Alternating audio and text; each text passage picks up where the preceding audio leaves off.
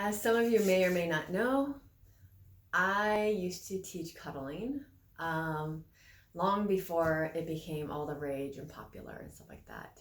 I was one of the first people in LA to teach cuddling. I called it Cuddle Puddle and then turned into Cuddle Up. And I want to share with you what goes on in cuddling because, first of all, I'm getting back into teaching it again because I love it so much.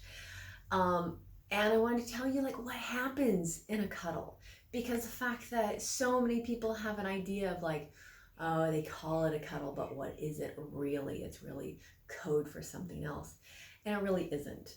I mean, unless you want to say it's code for boundaries, empowerment, a different way to live your life, to fill up, then that would be the code for it. So I want to share with you some details so you will know what actually really happens, actually, at least at my events.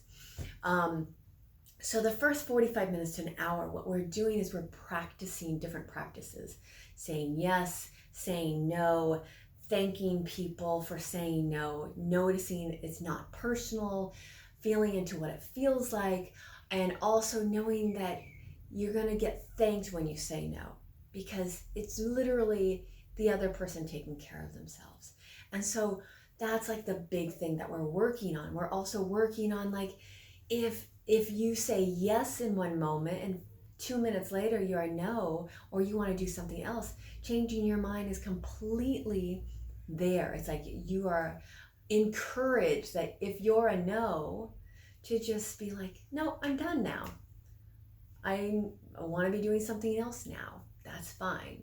It's not necessarily personal to that person. It's literally you just changed your mind, or you're filled up and you're ready to do something else.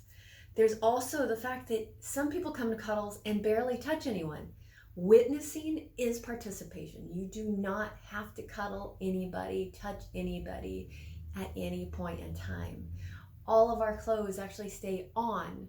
It's not like a big thing with like, some people are like, oh, is it like orgies? Like, absolutely not. All the clothes stay on. It's a non-sexual event. In fact, it's a G-rated event. It's literally a child could walk in the room at any point in time and should be completely comfortable with what's going on. So the first 45 minutes to an hour, we're talking about our yeses and nos. And if you are a hell yes, you are a hell yes. If you're anything else, if you're a maybe, you're not sure or anything, you are a no.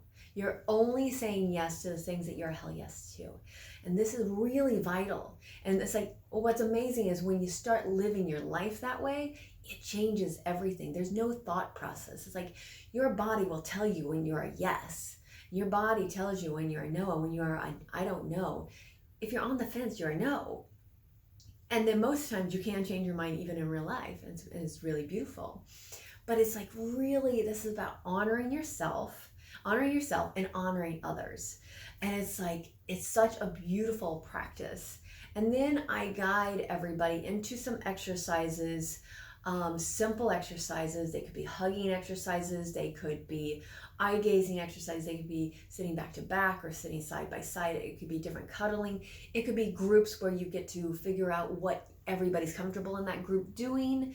It could be all kinds of things. But again, even if I'm guiding you into something and you're like, you're not a yes, hell yes to it, you get to change it. You get to shift it to what you need. I've had people say, oh, you know what? I like what these two people want to do and I just want to witness it because that is what I want to do. And they're like, and that's what happens. And it's beautiful. I've had other people like, everybody say what they want, and then they find a way of how it can all work together because everybody's hell yes to all three things, stuff like this. And then we tend to do one or two little group experiences as well. But the overall thing about a cuddle is really to get in touch with what you feel around your boundaries, to set your boundaries, to be honored, to honor the other, to practice saying yes and no to things, because so many people have such a charge on that in their life. And this is a great place to practice and to know that You don't have to do anything. There's no have-tos, you know? And you can obviously, you know, you can even leave if you're like halfway through the event and you feel completely full and you're like, wow, I've been sitting on the sidelines for 5 minutes watching and I feel so full that I need to go integrate. That's okay too. You know, it's just like, it's all welcome as long as you're honoring yourself and honoring others. So if you have any questions about cuddling, I would love to be able to answer them. I will say this, at the very end, we all get in a circle and we share our experience. And what I really love is the people that come in that are the most nervous. They typically at the end are sharing from this very filled up, ecstatic, joyous, elated place of like, oh, that was incredible, amazing. And then they come back time and time again.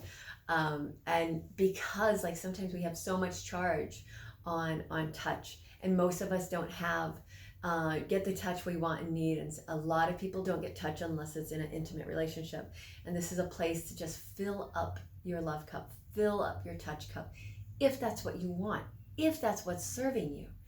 And you can take baby steps. I've watched people go from no participation to, you know, maybe holding hands with somebody, to sitting back to back with somebody, to just baby steps into, they are full on in a chain of like cuddling, you know, and but it's all about honoring yourself.